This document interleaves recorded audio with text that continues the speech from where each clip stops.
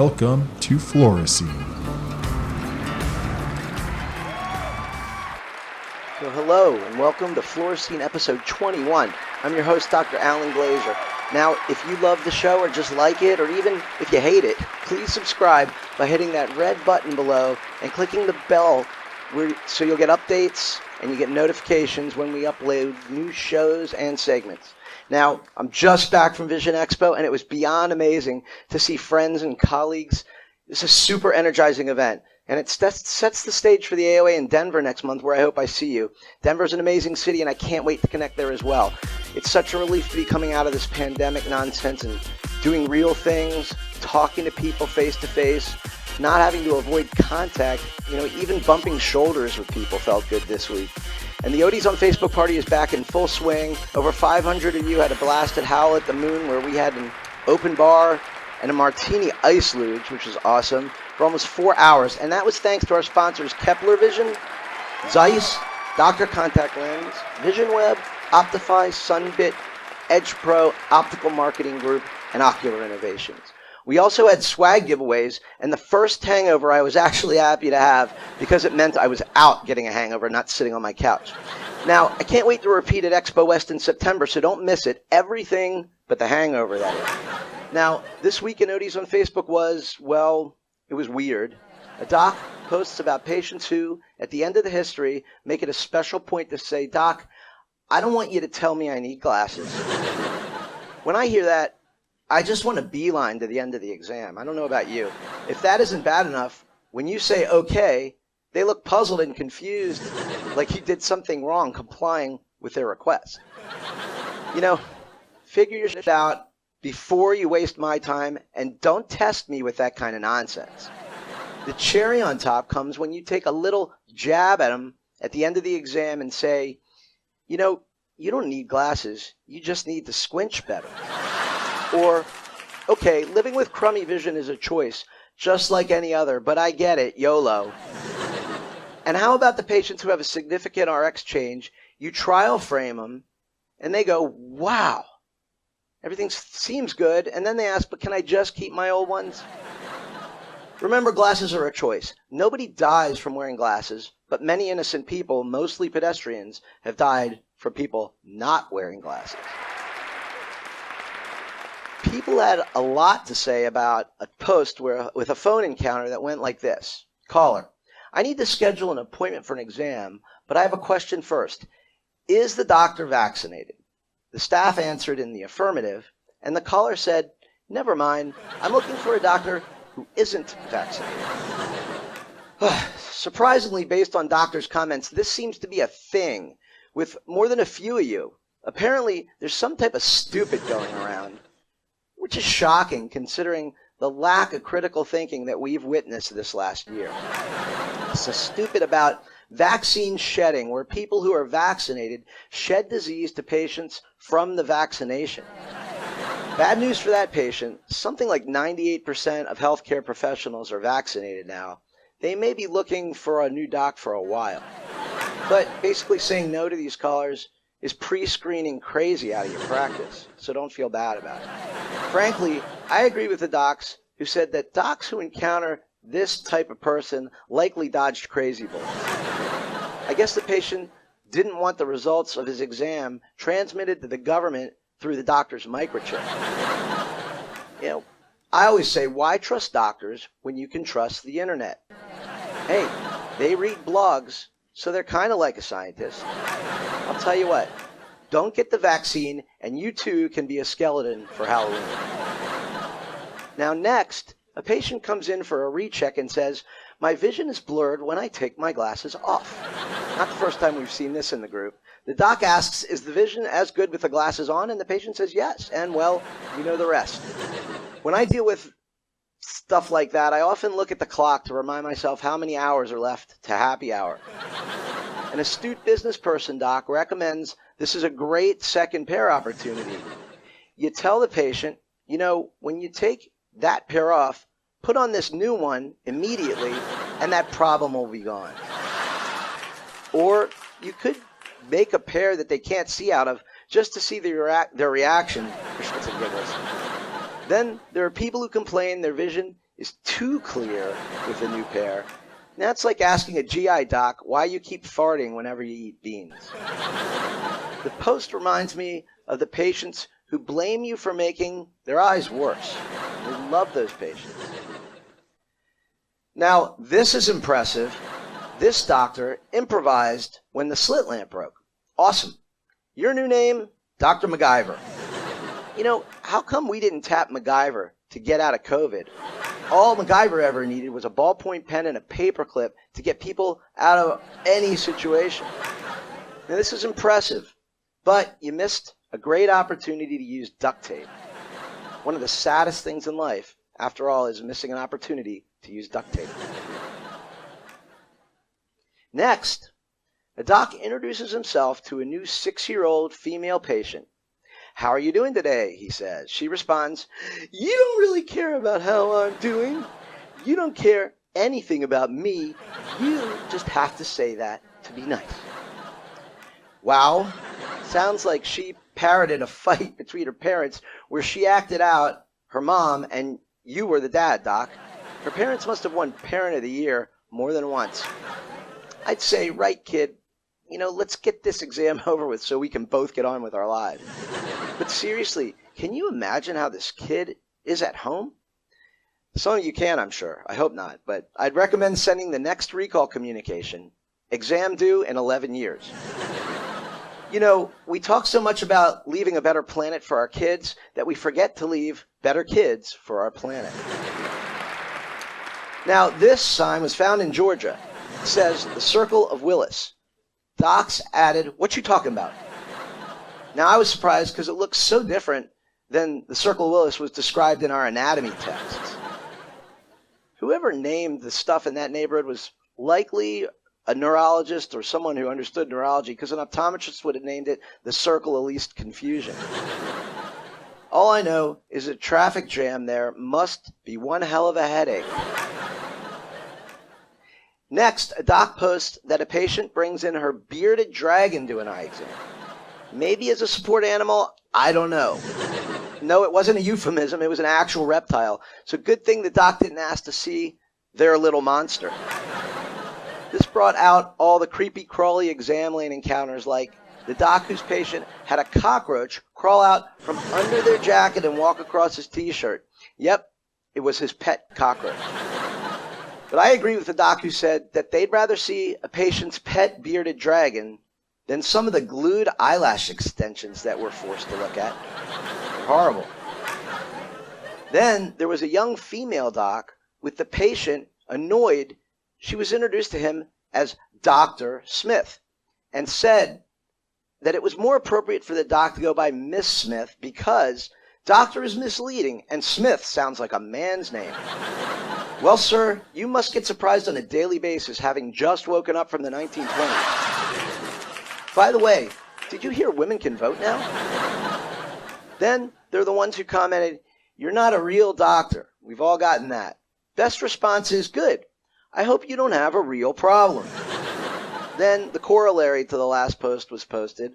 A doc had a male child who asked the doc who he was, and when he said, "The doctor," the boy replied, "What? I didn't know guys could be doctors." So you learn something every day. By the way, congratulations to freshly minted optometry graduates of 2021. As a gift to you, a doc suggests us older docs post a phrase a new practitioner would have no clue what you're talking about, something they didn't learn in school, such as, "Has anyone seen the contact lens vial crimper?" Now this is great stuff. Okay, newbies, what you gonna do when a patient asks if you sell amethyst contact lenses? How about needing to order more Polaroid film for your non-mydriatic camera? Or having to calculate the axis of rotation for a soft torque contact lens using your Palm Pilot. Never heard of a Palm Pilot? Sorry, you were busy dropping your sippy cup. Then we used to worry about getting sued for giving patients jelly bumps. Google it. How about replacement lens insurance in case patients tear or lose a contact lens? Or reminding patients to remove their PMMA lenses a day before they have a refraction because. Or warning people about thimerosal sensitivity. But the winner was payment in cash. That's something you're not likely to see or learn about. Now, a doc writes about the patient who claims the only thing that helps her itchy eyes is breast milk, and she wants to know how to prescribe it. One doc recommended waiting until the patient dilates. Another one says, you'd have to be a real boob to prescribe breast milk. But seriously, breast milk is the marijuana of naturopathy. People think it cures everything. Who needs science, right? She could always try urine drops, too. That's another one. One doc said they had a lady tell him she can't take Tylenol because it gives her an orgasm. So the doc asked how many bottles she goes through a week. Good question. Anyhow, we've got another great show for you today. We honor the great state of Texas in recognition of successfully expanding their scope of practice. I am super excited to welcome Dr. Sandra Fortenberry, Associate Professor at the Rosenberg School of Optometry, University of the Incarnate Word, and Assistant Dean for Professional Advancement. Dr. Fortenberry serves on the Board of Trustees of the Texas Optometric Association as Secretary-Treasurer. We also welcome Dr. Danica Marrelli, Assistant Dean of Clinical Education and Professor of Ocular Pharmacology, Glaucoma, and Case-Based Learning Courses at the University of Houston College of Optometry. We welcome Dr. Judy Hu back for her third episode of Who's Got Glaucoma and bring you another episode of the hilarious ODs Reading Ridiculous Reviews. So sit back, pour yourself something as long as it's not fluorescene on your patient's white blouse, and enjoy today's show.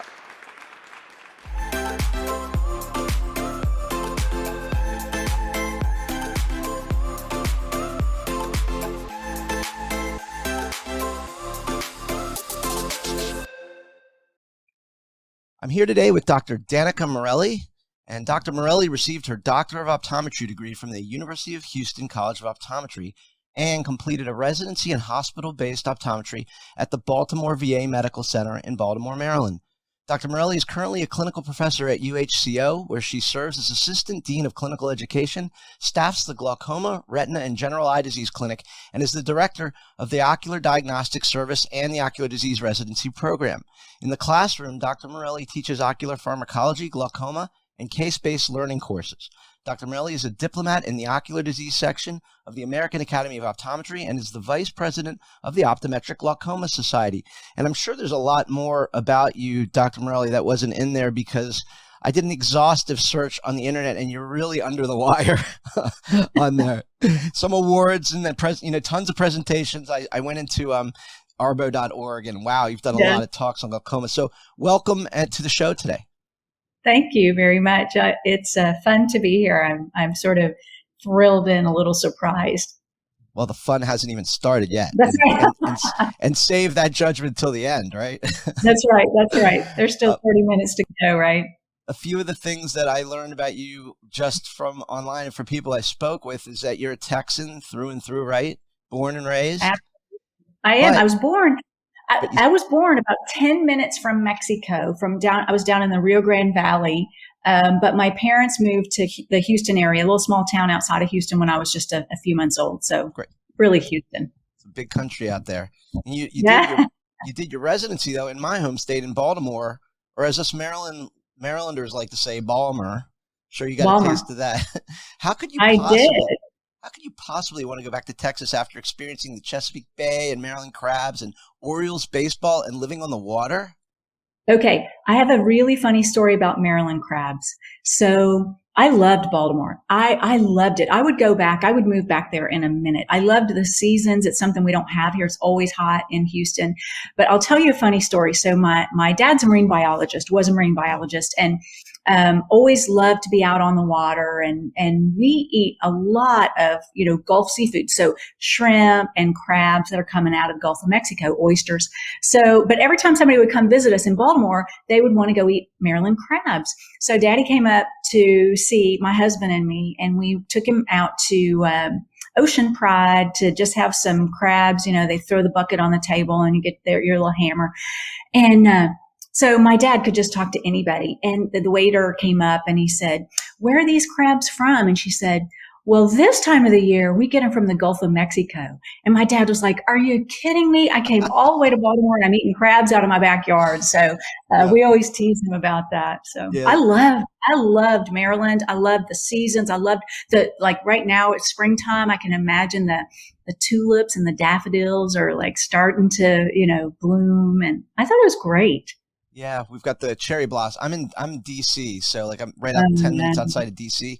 The cherry blossoms are everywhere. It's really nice. And yeah, the Louisiana crab thing is a thing. The further away you go from the bay, the less likely you are to get bay crabs. So yeah.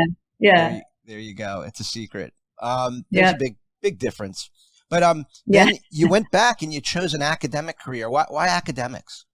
Yeah, so I really that was never my plan. So my husband's younger than I am. And when I decided to do a residency, he was just getting out of undergrad.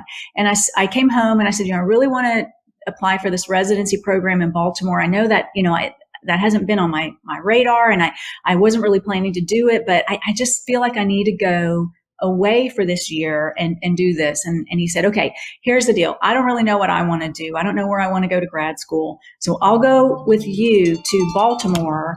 If you will then go wherever I get into grad school. And that seemed like a pretty fair trade.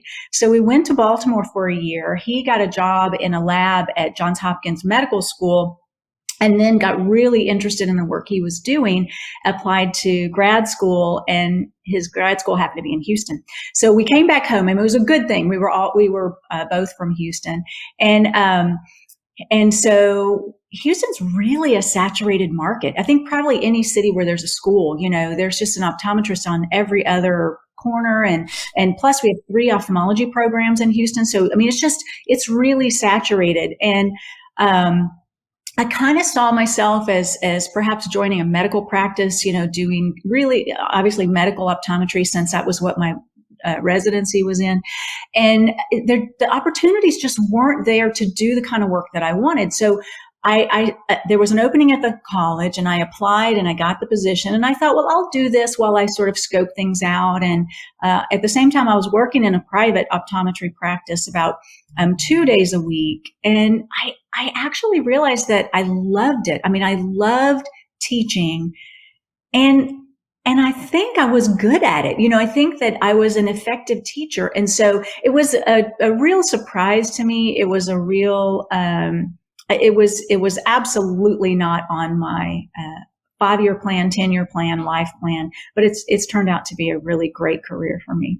It's funny what you said about Houston optometrists. One of the ways that I give back is I fund my own way to the schools to speak to the students. I give this talk called School of Doc, the transition from student doc to real doc, because I'm trying to give them the tidbits that I learned, the mistakes I made, so they don't make some of the same mistakes. And one of the things a question I get asked all the time is, where should I practice? I can't go there because there are so many optometrists there. And I jokingly say, I seriously say, you can practice wherever you want, no matter how saturated it is, as long as you are the best you can be. And there's plenty of people out there who aren't doing their best, and that's how you thrive. I said, and then I jokingly say, except Houston. Is there anyone here that wants to go back to Houston? Because I don't know what it is about that city, but oh my gosh, it is. There's quite a few optometrists. It is so saturated, and it's a great city. It's a really diverse city. We have great restaurants. It's hot, so that's not really great. The climate's not great. It's not beautiful, but it's a great city. It's a great city to live in, but it's not a great city to practice in. And I was actually just having this conversation with a student who's getting ready to graduate, and is going to a small town in Texas. And that's where, at least in Texas, that's where, you can just be so successful and really make an impact on your community. And I asked him, how did you get to this small town? And he said, let me tell you, I kind of went kicking and screaming, but when I got up there and I saw the opportunity that was there, that was just not there in a really big city, I just knew it was the right thing for me. And so, I think that, I guess people maybe get used to living in a big city with all the creature comforts and that sort of thing, and then they're just kind of not really willing to go to a small town. But I think small town optometry is a really wonderful, opportunity if people would do that. Yeah, no, it can be, absolutely. I want to move on. I want to start talking about some clinical stuff because Oh, I'm God. ready Okay. for you today. I would say your main topic that you speak on and teach on is glaucoma, I believe. Mhm. And of all the conditions that we treat with confidence, and of all the science and everything that we know about these different conditions, we still really don't understand the cause of open angle glaucoma fully, Yeah. and don't have a cure either. So almost all the therapies are aimed at reducing IOP, which seems to work. What has Mhm. to happen to our understanding of this disease for us to be able to develop more successful and targeted therapies, in your opinion? Mm. We could probably talk about this for hours, right? So it's interesting that we don't know the cause, right? Certainly elevated IOP in some patients, but not all patients.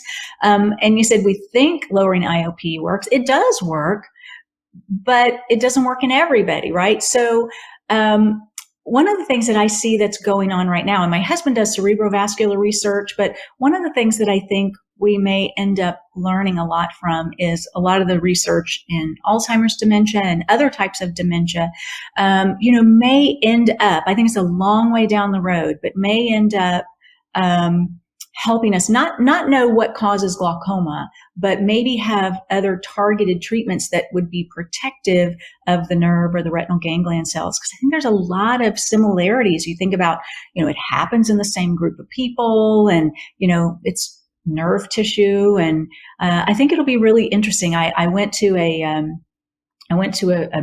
research meeting with him, and I snuck into one of the sessions. I was there for vacation. I snuck into one of the sessions, and it was on, eye findings, OCT findings in the retina, in Alzheimer's dementia and non-Alzheimer's dementia. And so it's really interesting. And so that's kind of an area I'd love to, I'm not a researcher. I don't want to be a researcher, but it's something I think is really interesting. And if we could figure out something that could literally protect those ganglion cells, obviously that would be the bomb, but I think we're a long way from that. I don't know. It's really interesting because a month or two ago, there was a study that came out that talked about the advancement of visual field defects in people with anxiety and depression and sleep disturbance and things like that. And they tied that not to anything physiological, but they tied it to their inability to maintain their adherence to the therapeutic regimen because they were depressed and things like that. But then last week, there was a study in the BJO, which I talked about exactly what you just talked about, that there's glaucoma is associated with an increased risk of cognitive impairment and possibly dementia. So findings are starting to show that this disease pathway may be tied together with other neurodegenerative conditions. Just what do you think about, I could see both things being an issue. Obviously, people are depressed and anxious and forgetful as well. But that's interesting you brought that up because that just came out last week. Yeah, and it probably makes me sound real smart. I haven't read that. I just think, we've been seeing stuff like that coming out, and it's just interesting to me. I like to sit and think about that, but I can't think about it too long because I have patients who are losing vision if I'm not treating their intraocular pressure. So, it's kind of like I sort of deal with the here and now and what am I going to do for Mr. Jones, but it's kind of interesting to sit back and think about that. One of the things I think is fascinating is, that these patients who come in and they have these horrible visual field defects, right? Really bad vision loss, and they don't know it. They don't notice it. They don't perceive it. Studies would show that they read more slowly. They're at increased risk for falls, increased risk for accidents. Maybe their quality of life is worse, but they don't verbalize that, right? They don't say I can't see what's on the top of my cabinet, or I can't see my shoes when I'm walking. And it's just so fascinating to me that they don't perceive that vision loss. Yet I can't help but think that there is some depression that can go along with the disease. You might just be depressed having to use eye drops all day long, Or just knowing, maybe just knowing you have the disease, even if you're not really technically symptomatic. I don't know. Yeah, definitely. That diagnosis, you can just watch people kind of turn into themselves when you give the patient that news. I think the hardest ones are not the ones where you're like, I think you have some early glaucoma. It doesn't look like you've had much vision loss. We can treat this. We can manage this. I don't want you to worry about this. The hardest ones are the ones that, the patient comes in and they say, I think I need a new pair of glasses. And you're like, glasses are not the problem, sir. And they've lost so much vision, and then they can't get it back. They hear that they're not going to be able to get it back. Or really frustrating, but also super sad at the same time, is that patient that you've been trying for years to get them to jump on board with their, your treatment plan. And they don't do it, and they don't do it, and they don't do it. And then they come in and they're recognizing their vision loss, and you say, it's kind of done. Those are just heartbreaking conversations to have with people, But most of the people that I treat, aren't in those really dire straits. And, I think that one of the reasons I love to treat glaucoma is just the relationships that I've made with my patients, because, you got a glaucoma patient, you got them forever. You have them until you read their obituary. And I love my patients, and, they've seen me have babies, and then now my babies are in college, and, it's fun. It's really probably the delight of my practice. Well, they say the best part of optometry are the patients, and the worst part of optometry are the patients. we can all think of patients on both sides of that coin, right? That's right. We covered the therapies and how they're relatively static, probably because we really don't understand the full underlying mechanism. But the diagnostics have come a long way. Mm-hmm. Specifically, what we can do with OCT is amazing. I mean, in our careers, we saw OCT come around and just change the whole game for everyone. One of the controversial topics out there in glaucoma is that these advances in OCT have basically negated the need for disc photos. Where are you on that? I'm firmly in team disc photo. I'm firmly in that camp. So, and really for a lot of reasons. So, there are things that the OCT can see that I can't, 100%. Who would have ever thought, even 15 years ago, that we'd be looking at the macular OCT to diagnose glaucoma, to help with, glaucoma diagnostics. I mean, you certainly can't look with a 78 diopter lens and go, I think that macula is a little thin. You can't see that. So certainly OCT is way better than my eyeballs, but there's real value in looking at that nerve over time. There are some structural things that you can see clinically that you can't see with an OCT. We're not very good at clinically detecting disc hemorrhages, but I can't count on my hands the number of times that I've missed a disc hemorrhage in the clinic, but I look at the photograph and there it is. And disc hemorrhages don't lie. So the other place I think disc photos are super helpful is in the patient that you really don't think has glaucoma, but they have something, right? So maybe their pressure's a little high, or maybe their, disc is a little funny. And you kind of want to put them in the glaucoma surveillance system, but not, you don't really want to go whole hog. Take a photograph of that patient, and then, they come back to you. And you can just look at that photo and look at their nerve and say, I don't see a difference. If you only get an OCT, the only way you know if they've changed is to get another OCT. And sometimes the patient doesn't really need that. So I'm 100% firmly and will never leave team disc photos. Can't hurt to do both, right? If you have the technology. Yeah. It can only help. Plus, they're just beautiful to look at. Now, a lot of patients that we were talking about, like these people who you diagnose and then they don't comply, and then, we all know what happens then. But some people comply at a very high level, and some people better than others. And there are other drops that have to be instilled less frequently, which might increase compliance and yada, yada. What pearls can you share with viewers that might help patients increase compliance over the long haul? Compliance. So you want to be politically correct? We'll call it adherence. Compliance is like me, Tarzan, you, Jane. I tell you what to do and you comply, right? I like that. Yeah, you comply. So adherence, but I still say compliance. But adherence, it's hard. They don't understand what the drops are doing for them. They burn. They make their eyes red. All the reasons. They're expensive. It's a hassle. Blah blah blah. I think you have to get your patient on board with what the drops are intended to do. And so, I think that in order for a patient to be adherent over the long haul, they got to understand what the disease is. They have to believe that glaucoma can cause them to have vision loss. If they don't believe that, why would they ever put a drop in? Then they have to believe that drops and lowering their pressure can mitigate that to some extent, right? So you got to believe you have glaucoma, and you got to know that you can have vision loss. Then you have to believe that this behavior, putting in these drops, is going to mitigate the risk of losing vision. But then you still have to have self-efficacy, right? Like you still have to have the ability to put drops in. You have to have the ability to remember to put them in. And even patients who know that there's the risk of loss are frequently non-adherent, at least not over the long haul. And I think the things that I think about, one, the only thing that's really been shown to be beneficial is reminders. So on my phone, and I always have my phone with me, on my phone, I have an app. It's just an eye drops reminder app. And I'll bring my phone into the exam room and I'll show my patient. Half my patients don't know how to set up an app on their phone, so I'll set it up for them. I have a lot of time. That's the luxury of academic practices. I have a lot more time, I think, to spend with my patients. I'll help them put everything in, and it gives them a little ding-a-ling every night when it's time to take their medicine. And that's really the only thing that's been shown to help.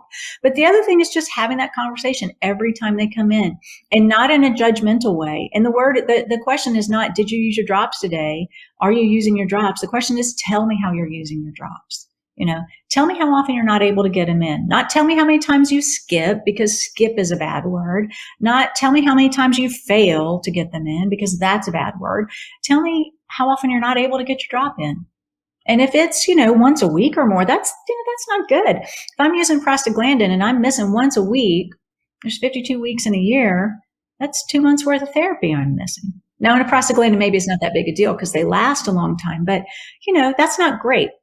So what can we do? Tie it to your prayers, tie it to your toothbrushing, tie it to, you don't have to take your prostaglandin right before you pull the covers up. Take it at supper time. Take it at, I don't know, find something. Take it when you take your other medicine. All my glaucoma patients take other medicine, right? Take it when you take your diabetes medicine. There's nothing wrong with that. So those are just little things. I mean, just talking to them about it every single time, using words that allow them to tell you the truth. Because if you think if your patient doesn't have permission to tell you the truth, then they're not going to, because nobody wants to say, no, I don't put my drops in, But if I give them the opportunity, say things like, I know it's really a pain in the ass to take your drops, but, I need to know how well you're doing with this. So let's get an idea of how often you're not able to get your drop in. That kind of gives them some permission to tell me the truth. And I hope they tell me the truth.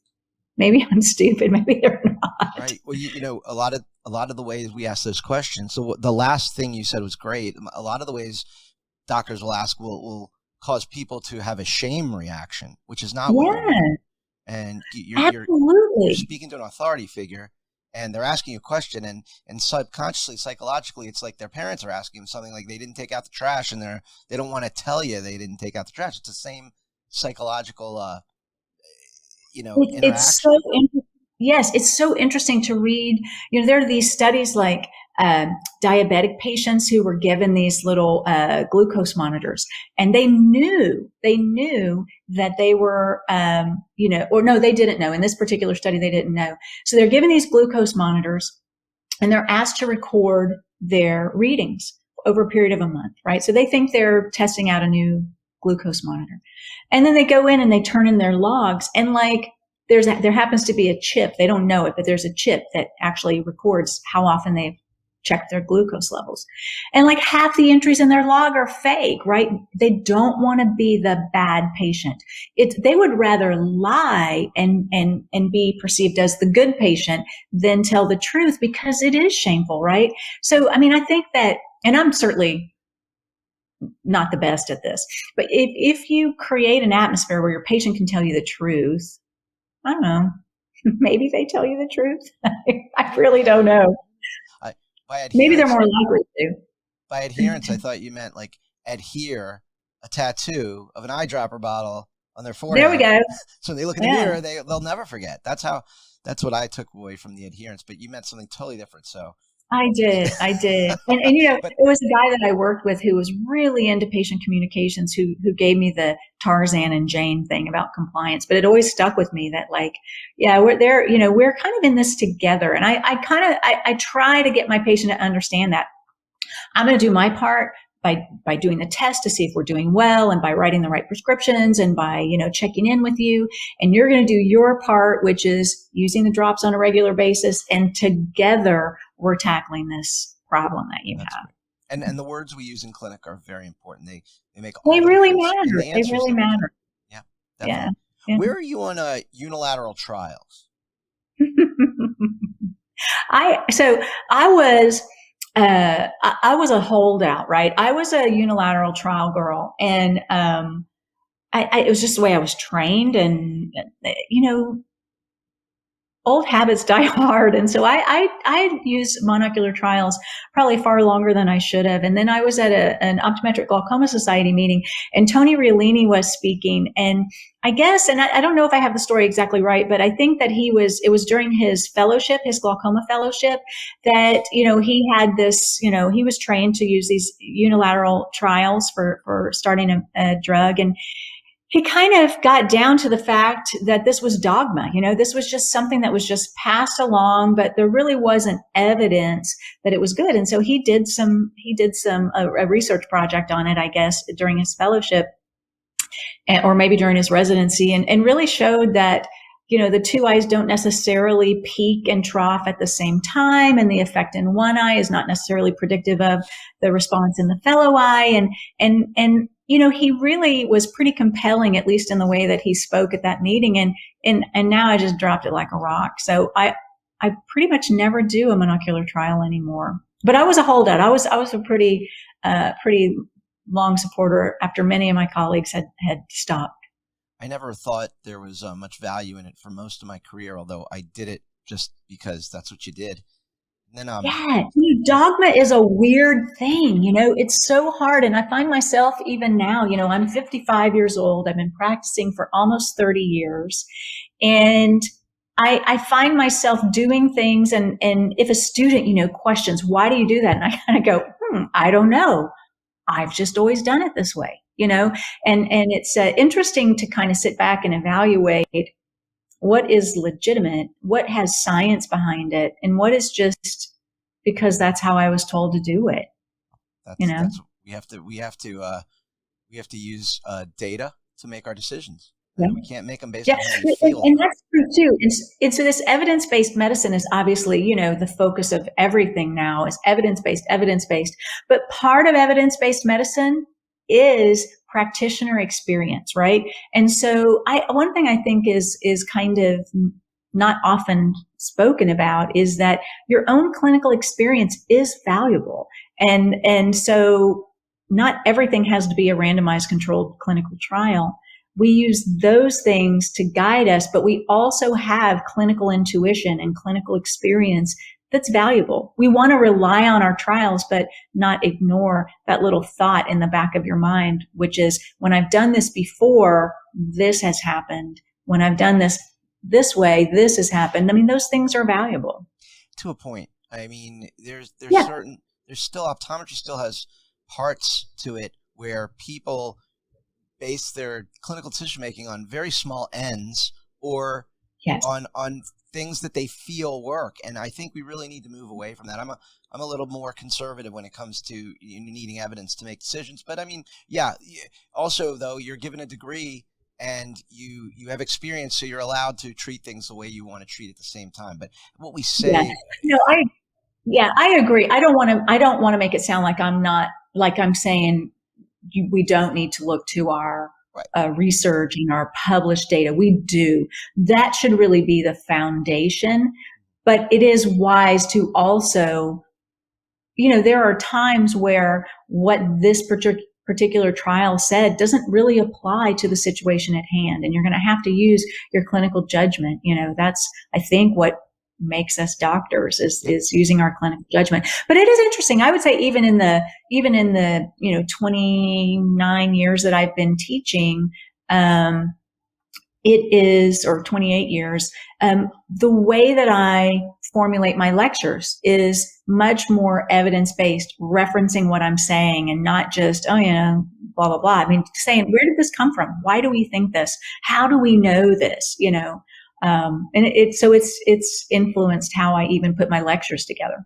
Right. I think the intuition, well, I'm going to call it intuition, the overarching theme of what we're talking, the clinical intuition that we gain should feed those trials in an evidence-based medicine, not be something that sits in a vacuum alone that we decide from. I guess that's the way, the succinct way to say it. Now, you brought up a great segue into the next question. I wanted to ask you about the Optometric Glaucoma Society, because you have a big role in that organization. I wanted to ask you about your role and how can our viewers use that organization to boost their knowledge and clinical expertise in glaucoma? Yeah, so I was really fortunate to meet Murray Fingerette and John Flanagan when I was going through the diplomate process in glaucoma in the academy. I went into that process really with my heels dug in. I did not want to do it, but my dean at the time, Earl Smith, had said, you need to do some scholarly work, and I want you to do this. I want you to go through the diplomate program. And I was like, well, I don't really want to do that. And he said, but that's what you're going to do. And I was like, but I don't really want to. And he said, but that's what you're going to do. So I did it. So going through that process, I met Murray and John, and they just have been such great mentors to me. And they invited me to come to one of the early OGS meetings. So it wasn't the first or second, maybe third or fourth meeting in Tampa. And the education was just incredible. It was the highest level of, it was kind of, a lot of it was over my head, frankly. And, but what I found were these people who were so passionate about glaucoma and about learning about glaucoma and also about disseminating information about it. And it has really become kind of the highlight of, every year going to the OGS meeting that usually precedes the academy is just, it's so great. And it's where I learn kind of what's really on the forefront, what's really cutting edge in glaucoma. The OGS kind of feeds its members, right? So we have this really high level CE at the meeting, but we also do educators meetings. So every year we have a meeting for optometric educators in the glaucoma area. So we'll have usually a representative from every school or most every school, whoever's kind of in charge of the glaucoma curriculum, and they'll come in and we'll talk about either new things in glaucoma or new ways to present the information, how to teach our students and our colleagues about glaucoma. And then recently, just this past year, they started something called, I'm going to get it wrong, I think it was Glaucoma 2020, which is a, I'm just going to butcher this up, Alan, but it's like a series of small group conversations with experts in optometric experts. I think last year it was Eric Schmidt, who's the president of the OGS now, and Mike Glazier, a former president, and Rich Madonna. And they've got a group of practitioners who were interested in going through a multi-week kind of case-based approach. Clinicians could present cases and ask, let's discuss this. What do you want to do about it? But a really kind of not one-on-one, but really small group, not like a big lecture hall, really, digging down and improving people's confidence and their ability to manage glaucoma.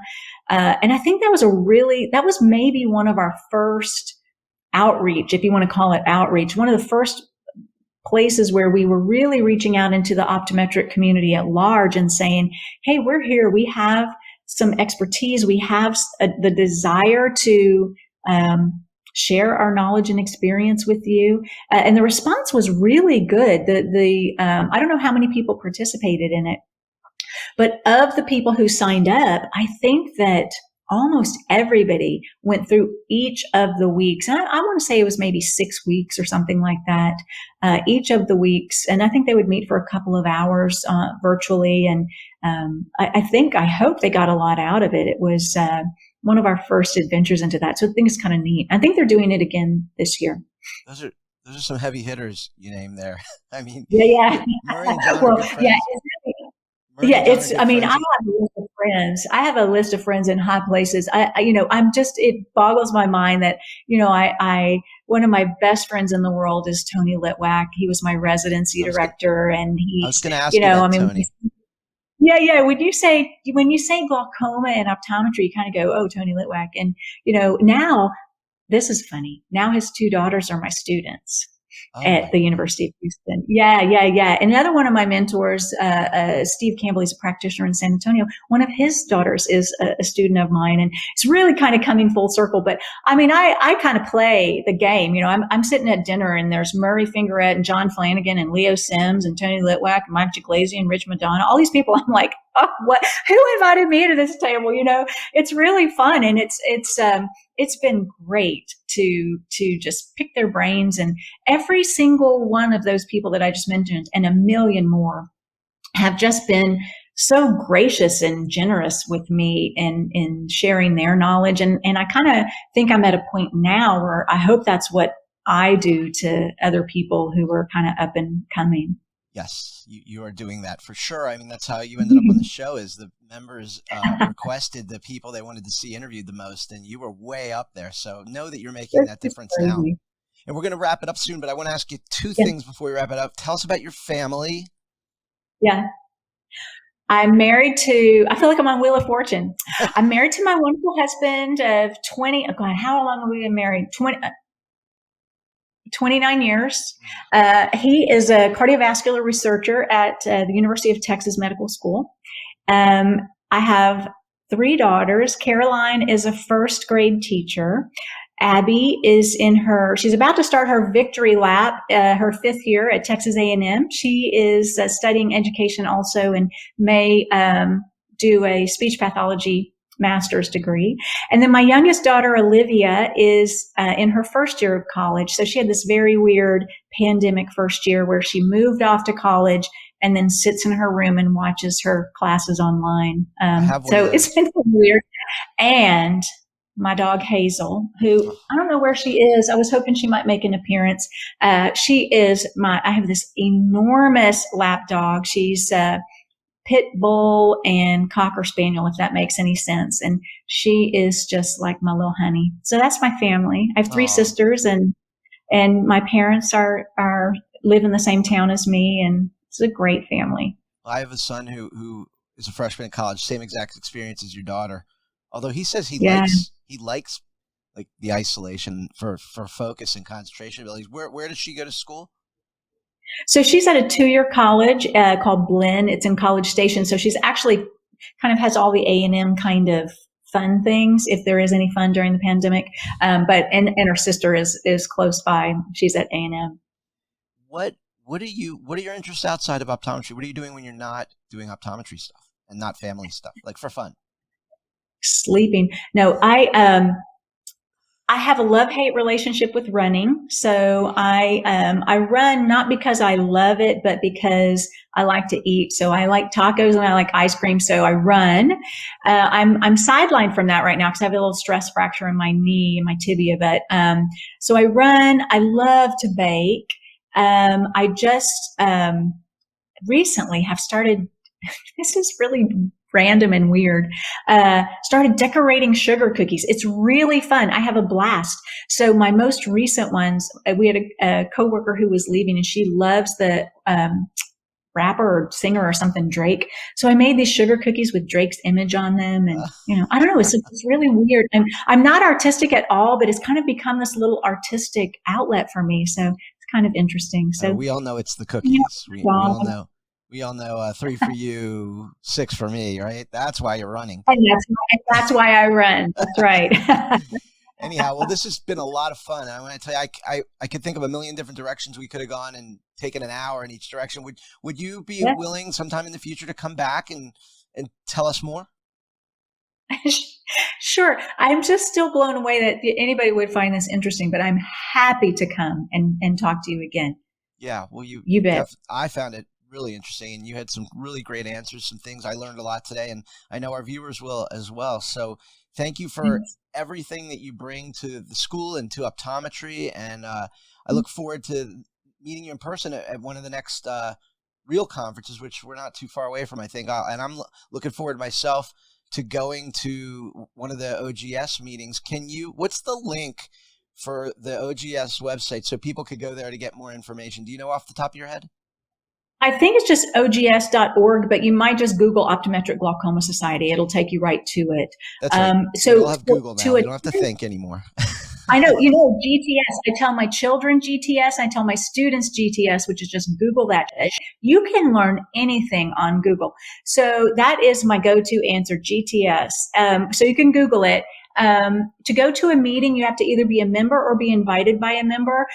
But someone who's really interested would have no trouble, finding a member who could, kind of sponsor them or whatever to attend the meeting. And then there's always a joint session with the academy. So usually our meeting is like Tuesday before the academy. And then on the first morning of the academy, Wednesday morning, there's usually a 4-hour block that's kind of a recap of what we did the day before. And that's just part of the academy. So that's a great, kind of, if you're interested, you want to know what goes on, that's a great way to kind of get your feet wet.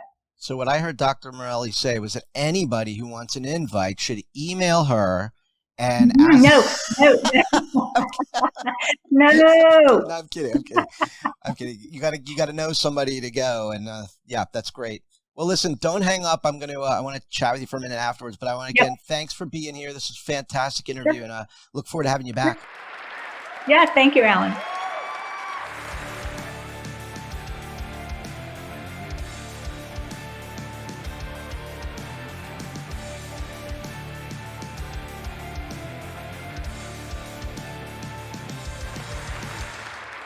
Hey everyone, thanks for joining us here today on the Fluorescene Show. On tonight's episode, I will be discussing a case of a 45-year-old African-American female that was referred to our clinic for glaucoma evaluation by their primary eye care physician. The reason for the referral was slightly elevated IOPs at 22 in each eye. The patient had denied any history of ocular trauma and had denied any history of eye surgery. The patient also denied any family history of glaucoma. She reported that she was in great general health. She denied any medical conditions at all. The entering visual acuity was 20/20 OD and OS with correction. IOPs were measured to be 19 OD and 18 OS with Goldman tonometry. The patient's central cornea thickness was average in each eye at about 550 microns OU. Gonioscopy revealed deep angles. Each quadrant was open to scleral spur OU.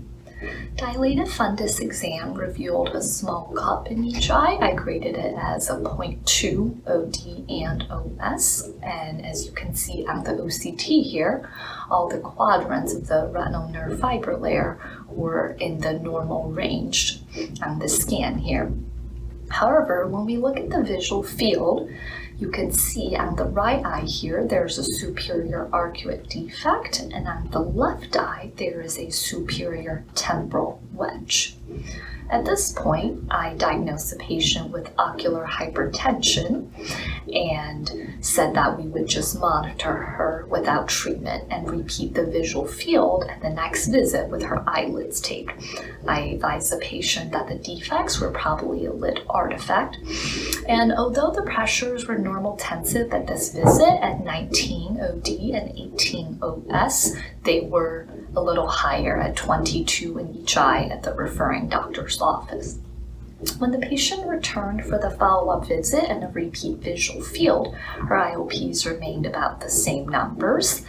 However, even with the lid tape, the arcuate defects still remain, as you can see here.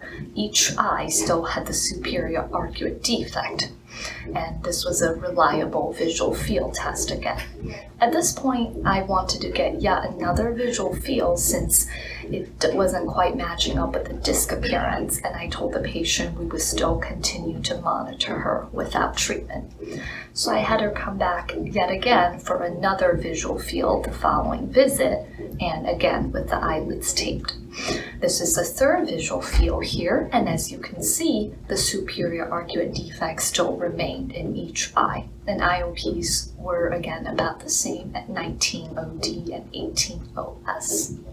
At this point, I diagnosed the patient with normal tension glaucoma in each eye and offered her treatment options of topical therapy versus SLT. She had elected to proceed with topical therapy.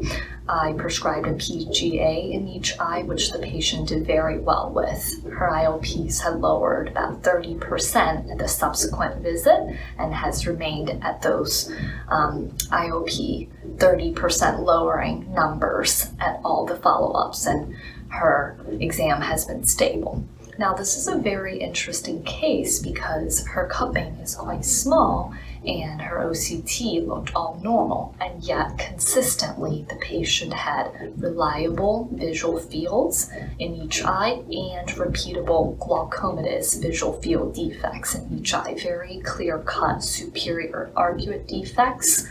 That's classic for glaucoma. So even though the cupping is small, this patient likely does have glaucoma. She probably had a 0.0 or 0.1 cup years prior. But unfortunately, without those previous records, it's hard to know what her cupping was originally. This is one of those cases where their glaucoma is not detected until the cupping is a 0.7 or a 0.8, and the patient starts to report visual field loss. So in these cases where the cupping is really small and yet you have consistent, reliable visual fields that have classic glaucoma defects without any ambiguity, it is okay to initiate treatment and monitor their glaucoma regularly with visual fields and IOPs and dilated fundus exams, and continuing to do the OCTs and follow very closely. I hope that this was helpful. Thanks for joining us here on the Fluorescene Show.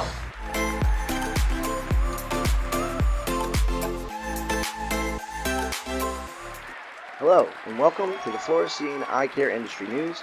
I'm your host, Dr. Alan Glazier. Now, in glaucoma nutrition news, research published in the European Journal of Ophthalmology has highlighted an association between a diet high in carbohydrates and glaucoma. The study involved 18,247 participants followed over the course of 10 years. Their carbohydrate intake was classified into 9 different carbohydrate food sources. A self-reported glaucoma diagnosis was collected both at the start of the study and at biannual follow-ups.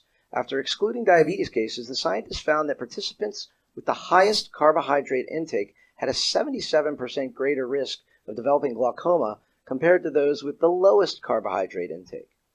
None of the 9 carbohydrate food groups were individually related to glaucoma. The researchers concluded that the total amount of carbohydrate, rather than the specific food sources of carbohydrate, seems to play the more major role. In more glaucoma nutrition news, new research suggests caffeine could significantly increase your risk of glaucoma if you're genetically predisposed to glaucoma. The study included more than 120,000 British people who provided information about their caffeine consumption and their vision, including whether they had glaucoma or family history of the disease. After 3 years, the researchers assessed the participants' eyes, including their intraocular pressure, which elevated IOP is a risk factor for glaucoma. High caffeine consumption was not associated with an increased risk for elevated IOP or glaucoma overall, but those who consumed the most caffeine, about 4 cups of coffee daily, had a 0.35 millimeter higher IOP. In AOA and optometric legislative news, U.S. Rep. Michael Burgess from Texas last month introduced a bipartisan bill to modernize the verification process for contact lens prescriptions worn by an estimated 45 million Americans. The Contact Lens Prescription Verification Modernization Act, H.R. 3353, would provide new consumer protections that ban the use of robocalls, require online retailers to provide an online portal for consumers to upload their prescriptions, and require that all medical information sent in emails is encrypted. The AOA, the Healthcare Alliance for Patient Safety, and the American Academy of Ophthalmology endorsed H.R. 3353. Good news. In Keratoconus news, Avellino Lab announced full nationwide availability in the U.S. of AvaGen, the genetic eye test, as the first genetic test that helps determine a patient's risk of keratoconus and the presence of other corneal dystrophies. The test allows for more confident management and treatment for patients with these conditions in order to protect and preserve patient vision. The test is designed to provide keratoconus patients with an earlier benefit from FDA-approved cross-linking treatment, which can halt disease progression and preserve vision. The AvaGen results can also influence an eye care professional's choice of refractive surgery options for patients. AvaGen is designed to be easy to use, requiring only a simple cheek swab that is sent to Avellino's high-complexity CLIA certified lab for analysis. An eye care professional receives results in days in an intuitive and actionable report via a HIPAA-secured patient portal. In ocular nutrition news, oxidative stress may be a risk factor for glaucoma, and many previous reports have suggested that antioxidants could be a promising treatment. Researchers investigated the effects of a novel supplement containing 3 food-derived antioxidants, hesperidin, quercetin, and tamarindus indica, on markers of oxidative stress in patients with glaucoma. They found an 8-week oral course of antioxidant supplementation was effective in patients with a high oxidative stress level. Dietary supplementation could hold promise in the treatment of systemic oxidative stress-related diseases. In AMD news, Lineage Cell Therapeutics reported that restoration of retinal tissue was observed in 2 additional patients enrolled in the company's phase 1/2A study of its lead product candidate, AvaGen. It's an allogenic RPE cell transplant therapy in development for the treatment of age-related macular degeneration with geographic atrophy or dry atrophic AMD.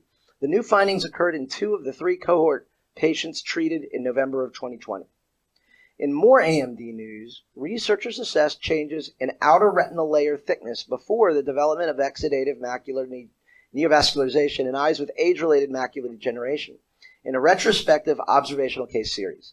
They concluded that thickening of the outer retinal layer begins in the area where exudative macular neovascularization will develop long before the exudation, accelerating significantly in the last 2 months.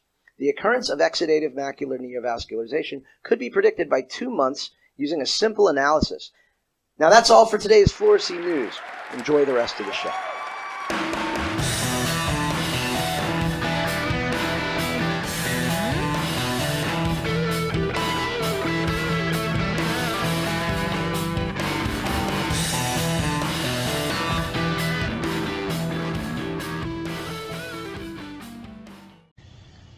The office seems too clean. My experience with Dr. Finelli has been fine, but the office management has been subpar. On my visit last year, there was a snafu on filing insurance, and I ended up having to pay hundreds of dollars instead of my $12 copay. Really? Do you think that bringing your glaucoma and your cataracts with you played a role? Maybe? Did you read the form that you signed when you got there explaining the difference between medical insurance and a vision plan that covers your glasses? Probably not. But I'll tell you what, I'll make it easy for you. I'll get you a copy of the ICD-10 codes. There's only 64,000 of them, but there are 4 that are not medical diagnoses. I'll let you find one of those 4 and come in complaining of that. Then you can pay your $12 copay. In the meantime, next. I called them to set up an appointment. No one called me back. Very disappointed. Our response? We checked our phone log. We called you and left a message. Answer your phone. Even though the doctors are great, this office staff seriously needs to have a better communication system in place. Numerous times they would tell me, we will let you know when there is an update for the lab for your glasses. But every time it turns out that I have to call in and ask for details. In fact, when I got new lenses this year, I had to call multiple times in a single week. He ordered progressives on a Monday. We told him it would take a week. He started calling on Tuesday. Avoid this place. It's a trap. They put you in a dark room, then charge you for every single thing they do. Huh? Curtis P. writes, I've been to Dr. Barry Jones & Associates several times now, from simple puff tests to destruction of flesh-eating bacteria in my eye. What did I tell this guy? I'm partial to Dr. Juan personally, but that's just because he speaks my language, Jive. Guess I speak Jive. And he speaks it rather quickly. I don't think we'll ever spend more than 10 minutes together because he works so efficiently, quickly, and explains everything concisely. I guess that's a good thing. Whether you need to fine-tune your prescription or eradicate the bubonic plague from your eye, the folks at DBJ will help you see the light. Oh, nice pun. Everyone on staff is absolutely delightful. My only complaint is that there is a sign with all the docs' names on it and Dr. Juan's name is the biggest. This doesn't seem fair to all the other awesome doctors and assistants in the office. Thanks, Curtis P. Service was terrible, insulted my insurance, and didn't want to offer any assistance. Will never take my family there again. I'm sorry, your insurance says that you're responsible for a copay and that we must collect it. River Region Dental Care is an updated optometry office with chic modern decor. The only downfall was the prolonged wait time. Not very impressed with the doctor. They got my prescription wrong. I ordered reading glasses and I can't see a thing to drive.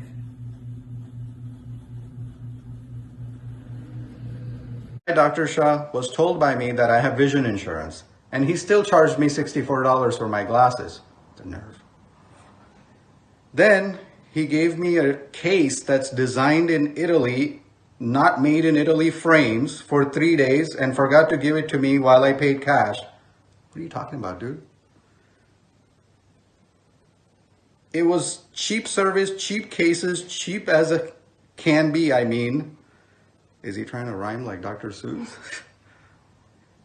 I don't know what he does with the real cases. Goes to lens crafters or Costco to sell them? What? It will cost you the same or less to have better service and better selection. Where? This guy is a ripoff artist. He even suggested I have an option to get eye transplants. I told him he needed cataract surgery. I came in to see Dr. Moscow Sr. They told me I made an appointment with Dr. Moscow Jr. and Sr. was not in to see me that day. I told them I didn't want to see the midget. Overall, I had a good experience. Doctor explained about my cataracts. I don't understand why I have to pay for a contact lens exam every year when my script doesn't change that much.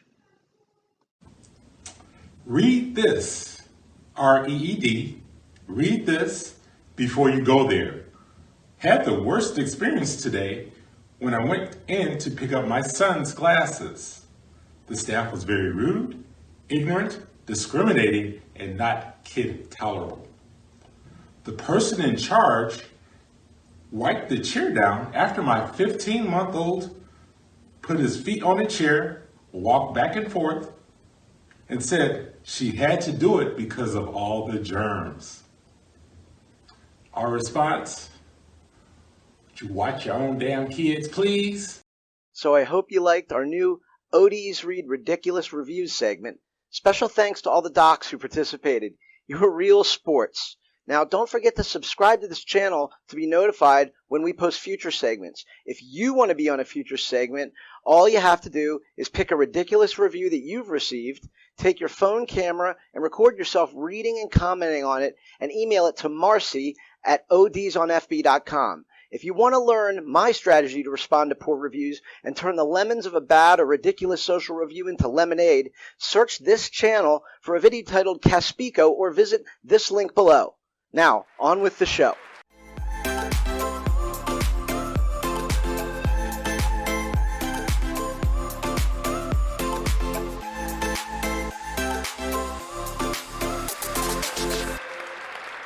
Hi, I'm here today with Dr. Sandra Fortenberry, an associate professor of the Rosenberg School of Optometry, University of Incarnate Word. Dr. Fortenberry graduated from Abilene Christian University and the University of Houston College of Optometry, where she also completed a community-based family practice residency. Dr. Fortenberry is currently the Assistant Dean of Professional Advancement, where she oversees continuing education and professional relations at the Rosenberg School of Optometry. Dr. Fortenberry serves on the Board of Trustees for the Texas Optometric Association, and she's a past president as well. She's a fellow of the American Academy of Optometry and a member of the American Optometric Association. In 2013, she was awarded the Young OD of the Year by the American Optometric Association. In 2016, she was named as one of Optical's most influential women by the Vision Monday organization. And I recently ran into Dr. Fortenberry at the TOA meeting where we had a great discussion, and since I've been so excited to welcome her to the show. So welcome, Dr. Fortenberry. Thank you. Thanks for having me. Oh, it's great. I mean, what a great career you've had. You're so interesting. I couldn't wait to get you on the show and tell the viewers about you. You're one of the things that I read about you and is all over the internet is about your tireless work ethic. You worked full-time while in undergrad. You're the first person in your family to graduate college. You're a mom. You were a practice owner, and now you're working at that practice after selling it. You're an associate professor. I mean, what don't you do? I mean, you're doing everything. Yeah, I kind of stay really, really busy, and I'm blessed to have an incredible support system. No one gets here by themselves, and no one does all of this by themselves, so I'm thankful for all of that. You mean me telling you all this doesn't make you think twice about, oh my God, it didn't freak you out? Hearing it, because sometimes when you're doing as much as you and I and other people do, if you stop, somebody tells you what you're doing, you're like, oh my God, I need to slow down. Do you ever feel like you need to slow down? No, I think I've always been this way. Even as a kid, I was very involved in extracurricular activities and involved in church. And I used to tell my mom, well, I'll sleep when I'm dead. There you go. That's a great outlook. It's for some people, not for others, though. You've also been described by your students as fearless. Where does that come from, and what does that mean to you? Oh, wow. It's quite a compliment. I think that comes from upbringing, realizing that you can do anything that you set your mind to, and people are going to challenge you or put you down or, try and keep you from attaining your dream. But you can challenge back. You can do everything that you know is right if done in a respectful manner. And I think that's just part of the way I was raised from my parents. That's great. Yep, it all goes back to that, I think. Now, you opened a practice, I think around 2012. It is called TSO Bandera. You sold it in 2015. You still work there, but you chose academia as a career.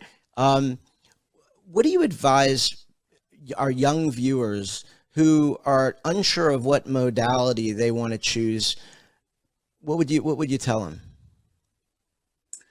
Wow, I think there's so many great opportunities in optometry, and it's so flexible. You can work 7 days a week, or you can work 2 days a week, and you can have a great living at it. You can work in academia. Maybe the pronunciation of that word just depends on what part of the country you're from. But here in Texas, we call it academia. Okay. And, it took me a little while to figure out what it was I wanted. I thought I wanted a practice, and I loved what I did, and I love my patients. But truthfully, when I got promoted to an assistant dean, I realized that was my true passion. I love advocating for optometry and optometrist. I love advocating on behalf of students who are trying to attain their dream. And it's a lot of fun to play out the ebb and flow of a semester. And so once I had the practice, I realized, this is really what I like to do. So I had to tell my husband, I think I want to sell the practice. And so he didn't take it too bad. So now he was the optician there. Is he still there? He's not. He has gone on and is the manager of a dental practice. And his name's Jake, I saw. He's the manager of I'm sorry, say that again. He was the manager of what? Of a dental practice. Of a dental practice. Oh, awesome. Still in healthcare. Now, in your bio, it says that you completed a residency in community-based family practice. Can you tell our viewers exactly what that means?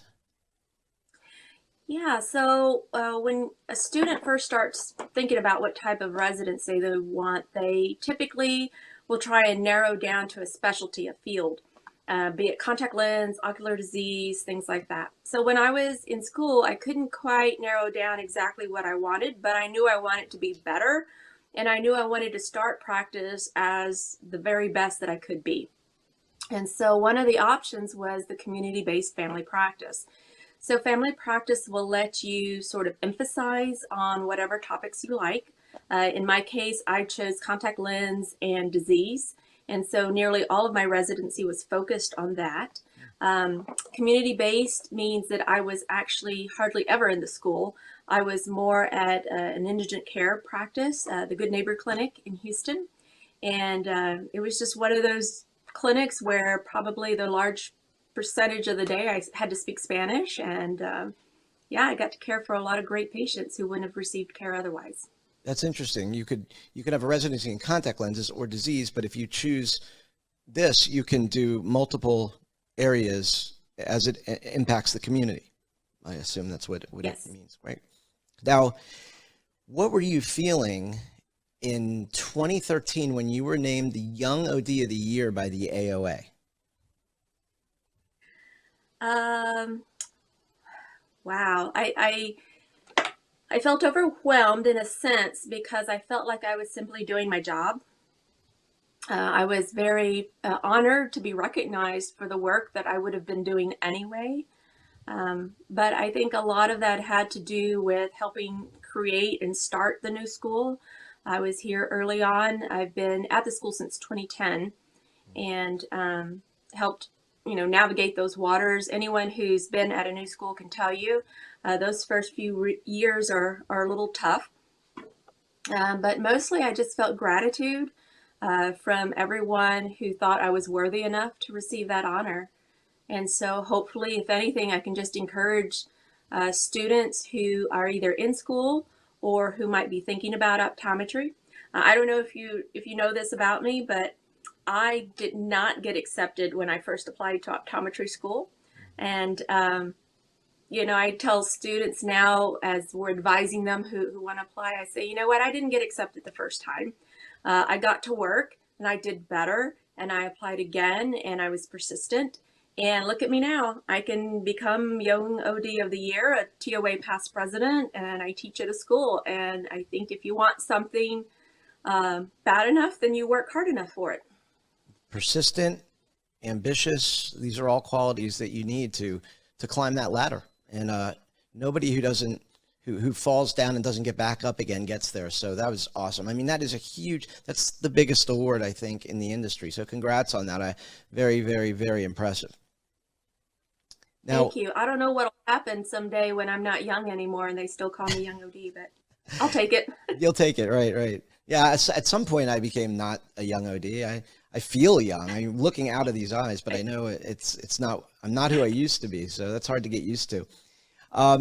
Now, when, one of the reasons you won that award, I'm sure, was based on the work you do advocating for your state and, working with the AOA. When we met, you told me something that just blew my mind. Maybe I just had my head in the sand, but you were telling me Texas had the third worst scope bill in the country.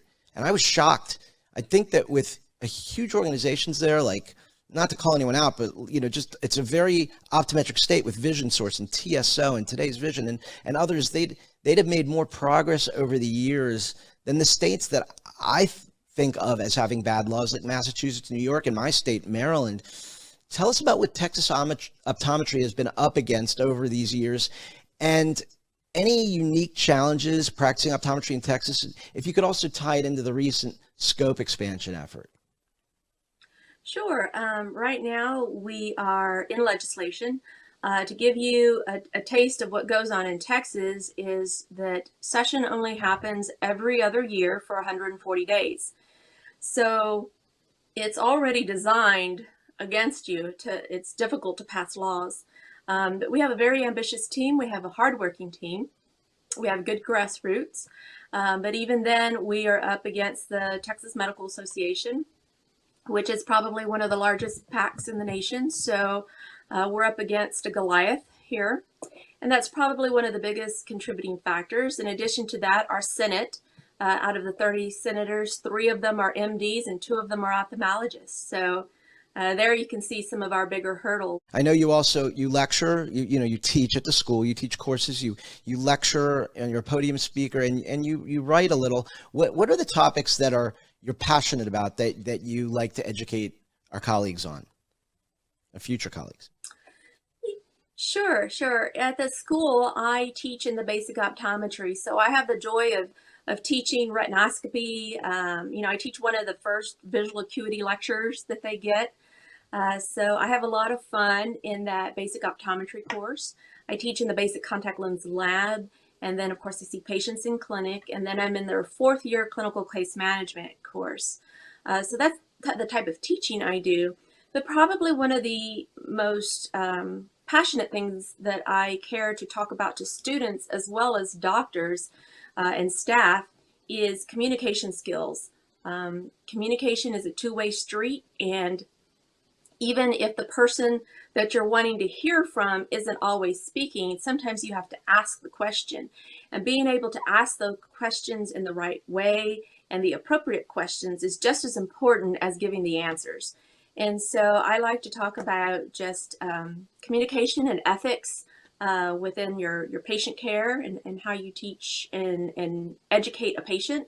I think all of those things are important. So that's a little bit my passion of what I enjoy and what I sprinkle in there in my lectures. That's great. It's so important, the words you choose when you're engaging with a patient as well. Just a simple words that you use to explain a condition can make the difference between how long that conversation goes on or how you're perceived as a doctor. I always said in my lectures that your patients don't know what degree you have. Sometimes they come in and they'll say to me, I'll say, what brought you in today? They're like, well, I went to that optometrist down the street, but I wanted to see a real doctor. And I'm like, so what brought you in today? And then when we're talking, it's so crucial to deliver the right message. And if you don't, they don't know what degree you have. They don't know whether you were at the top of your class or the bottom of the class. All they know is that you met their needs. And often that is done in just how you communicate to them. So very important. Absolutely. I agree 100%. Oftentimes when you get to know a patient and you find out whatever their interests are, I'm able to relate some of the things that I need to tell them in whatever interests them. For example, if they like cars, I'll relate it to a Ford versus Chevy type scenario. And then it kind of means a little bit more to them. Absolutely. Well, this has been great. So much more. There's so many questions I want to ask you. We have a limited amount of time. I do want to try and wrap it up, but what I want to do is hear about your interests outside of optometry and your family. Tell us about your kids. We heard about Jake. Yeah. So my husband, Jake, he and I will be married 20 years this year. Congratulations. Thanks. We have 2 children, age 12 and 6, both girls, Olivia and Amelia. And we have so much fun with them. We're outdoors kind of people. We like kayaking and fishing and camping. But we do the indoor stuff too. We bake and just kind of have fun together. Right now, both girls are playing softball. So basically every evening is filled with somebody's softball game or practice. And I'm an assistant coach for the little ones team. Awesome. And so we just have a lot of fun together. And I think probably at the center of it all is teaching our kids how to be productive members of society. And that involves going to church and understanding your place in society and the importance of giving back. And so I think everything that we do, whether it's playing on a softball team to learn team skills and life lessons about losing graciously, or learning how to bake a cake and make sure that it comes out right and then share it with someone who might not have the opportunity to have sweets. Those are the kinds of things we want to teach our kids. That's wonderful. Sounds like a beautiful family, and it sounds even more like you're doing it right.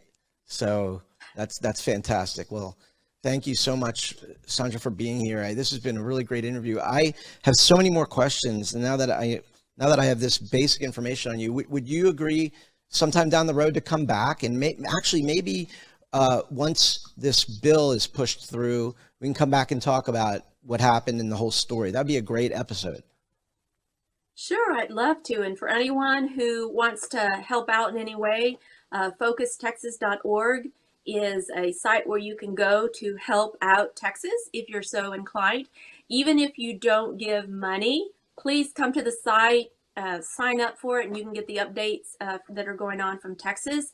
Focustexas.org is actually a public education page so that the people out there can understand what optometry does. Likewise, be involved in your own state.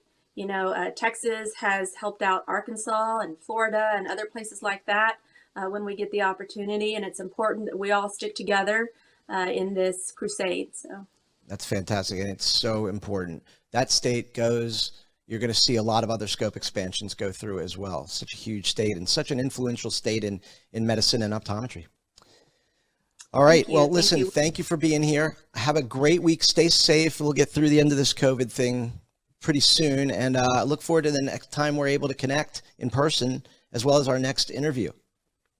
Absolutely. Thank you so much for having me. It was an honor to be here. Great having you.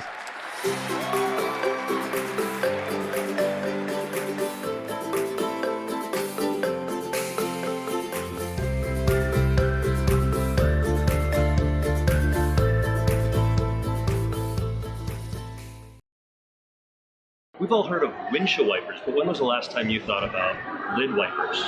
In this episode, we'll tell you all about it.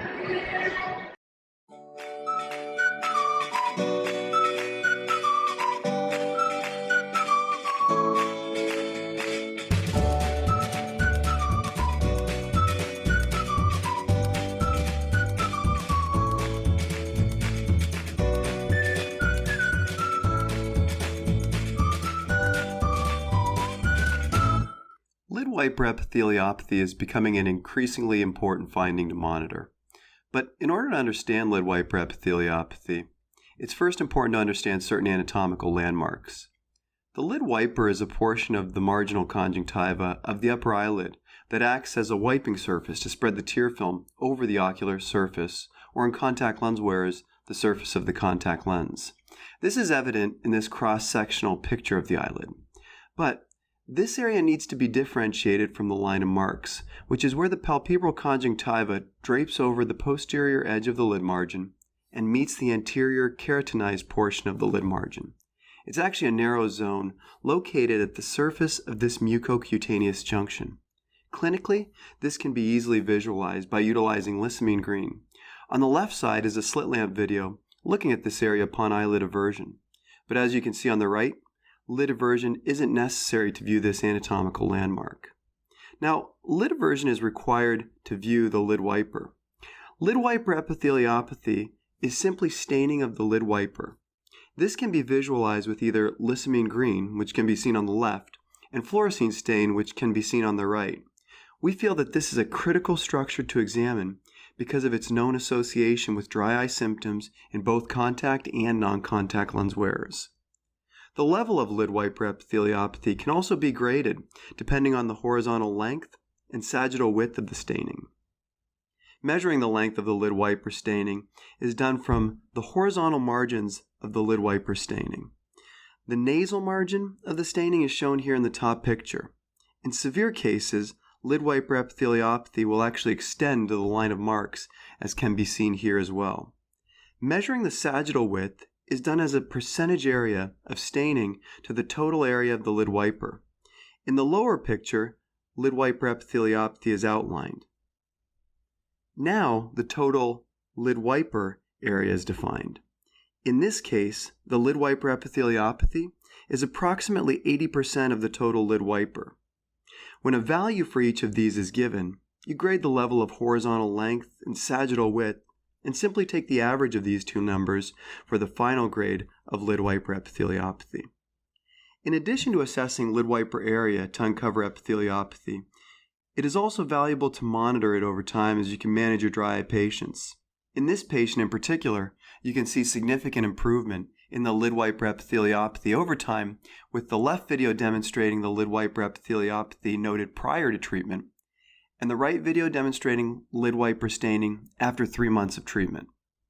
Because of the importance of the lid wiper area, we recommend assessing it on every patient at every encounter.